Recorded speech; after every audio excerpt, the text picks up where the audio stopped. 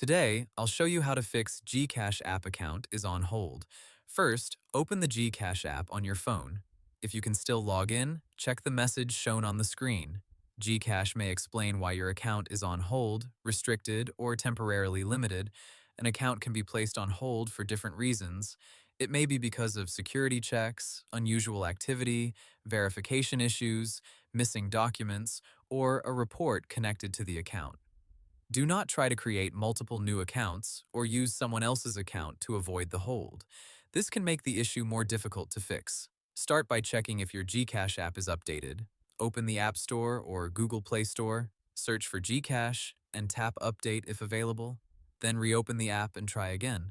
Next, make sure your account details are correct.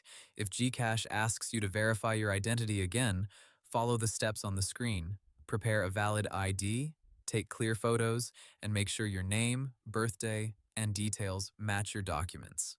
If the app does not let you continue, go to the GCash Help Center. Open GCash, tap Profile, then tap Help. Search for account on hold, account restricted, or account verification. Open the related article and follow the instructions. If the issue is not solved, submit a ticket. Explain that your GCash account is on hold and include important details, such as your mobile number, the error message, and when the issue started. Attach screenshots if possible, but never share your OTP, MPIN, or password. After submitting the ticket, wait for GCash to review your account. Check your email, SMS, and GCash notifications for updates. So, to keep it simple, update the app, follow any verification steps, open the Help Center, submit a ticket, and wait for official GCash support. And that's how you fix GCash app account is on hold.